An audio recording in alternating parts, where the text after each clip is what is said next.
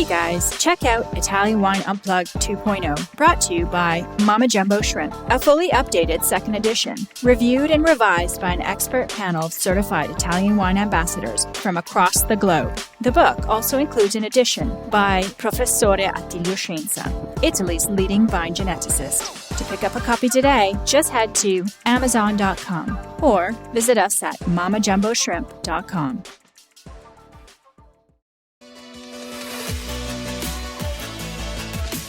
For all the super wine geeks out there, we have a special new series dedicated to you. We are reading excerpts from our new edition of Italian Wine Unplugged 2.0. Wine lovers, tune in for your weekly fix only on Italian Wine Podcast. If you want to own a copy of this new must-read Italian wine textbook, just go to Amazon.com or visit us at mamajumboshrimp.com. Liguria. Historical background. Liguria has always been a land of innovation and trade. It is a region that the ancient Greek historian Diodorus Siculus describes in the 1st century BC, neither olive trees nor vines, but forests. This land, which the gods love, is inaccessible to Ceres, the goddess of grain crops, and Bacchus, the god of wine. In pre-Roman times, Liguria was not as we know it today. In fact, the Ligurians occupied a much larger area, including much of the northwestern Italy, northern Tuscany, and the northeastern corner of the Iberian Peninsula. The arrival of the Romans and the subsequent subjugation of the Ligurians changed the region's socio-economic system and brought investments to the primitive forms of the cultivation then in practice. Emperor Aurelian established a fortified settlement in the region and encouraged the planting of new vineyards to supply Rome. Despite these efforts, viticulture as well as olive growing struggled to take hold, as the morphology of the land was by no means conducive to agricultural development. In fact, it was not only centuries later in the Middle Ages that a widespread viticultural presence was established from La Spezzino to Savona. When Genoa became a maritime republic, the wines of Coronata, the Costa di Riparolo, the Polcevera and Bisagno valleys gained increasing renown. There was a period when the most traded wines were Vernacce, which took its name from the port of Vernazza, a municipality in Cinque Terre, which soon became a true symbol of Genoese viticulture, just as Malvasia wines were from Venice. The importance of the wine trade between the Liguria Riviera and the cities of Nice and Rome is documented in the maritime and trading records of the Republic of Genoa, while other documents from the 17th century confirm supplies of wines to the duchies of Milan and Savoy. The Spanish writer Miguel de Cervantes, in his 1613 novella El Licenciado Vidriera, the Lawyer of Glass, commented on the greatness of the Cinque Vigne, the name of which the vineyards of the Cinque Terre were known. Evidence of the growing popularity of the region's wine also comes from the writings of the young aristocrats, intellectuals, and poets of the Grand Tour, as they explore Italy's historical, architectural, and cultural treasures. Despite its renowned status, Ligurian viticulture soon slipped into a long period of crisis in which its wine was destined for local or self-consumption.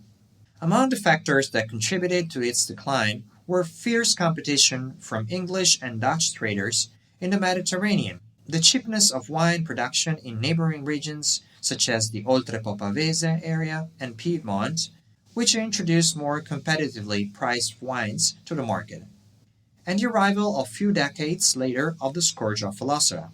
To all this must be added a lack of stability in the cultivation techniques of the Ligurians, who were often inclined to tinker with things even if they were going well. The viticultural crisis continues until the 1980s and was only reversed when a group of producers decided to review their production schemes, focus on quality, and reshape the enological tradition of the territory. These reforms have led to a resurgence of enological excellence that bodes well for the future. Geomorphology. Liguria is a thin strip of land and one of the smallest regions in Italy, together with Molise and Aosta Valley, squeezed as it is between the Alps, the Apennines, and the Ligurian Sea. Like the Roman god Janus, from whom the name Genoa is thought to derive, Liguria is said to be two-faced, with one side that looks to the sea and the other that looks to the mountains. Are you enjoying this podcast? Don't forget to visit our YouTube channel, Mama Jumbo Shrimp, for fascinating videos covering Stevie Kim and her travels across Italy and beyond, meeting winemakers, eating local food, and taking in the scenery. Now back to the show.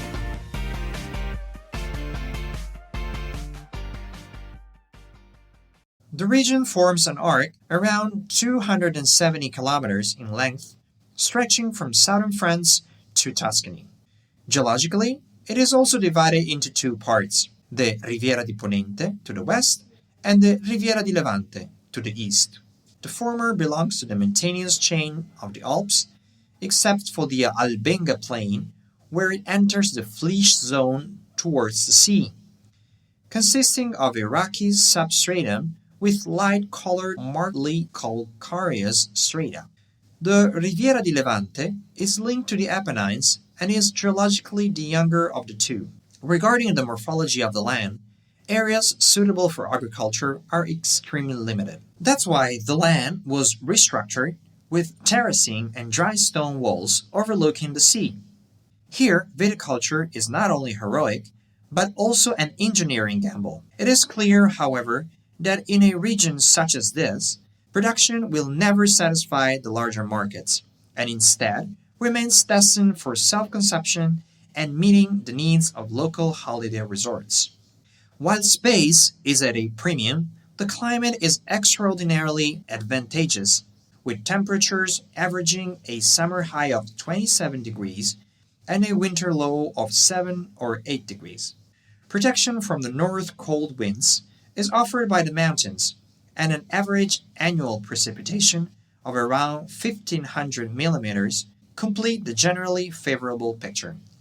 On the Riviera di Ponente, where the pressure of the mountains is less impending, viticulture has also been able to develop inland in the areas of Ventimiglia, Valle Crozia, and Albenga, where the soils are rich in quartzose, sandstones, and limestones, even at altitudes of 900 meters above sea level.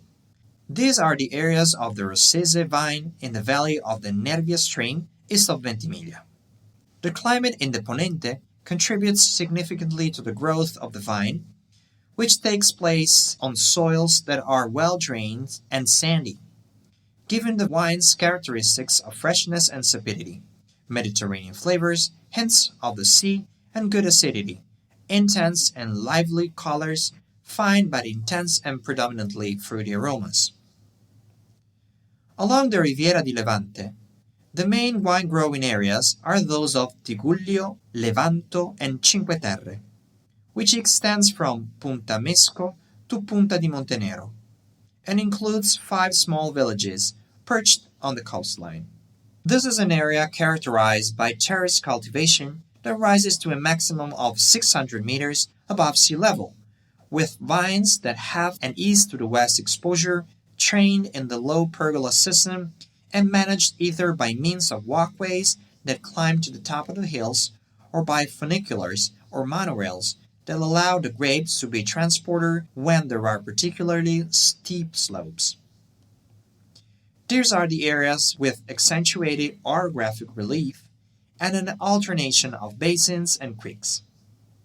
In the Monte Rosso area, the vine, placed on compact limestone clayly siliceous soils, yields fruit that tends to produce higher alcohol wines than in nearby Rio Maggiore, which has more friable rocks and looser, lighter soils originating from the disintegration of schists and metamorphic origin with an acidic pH.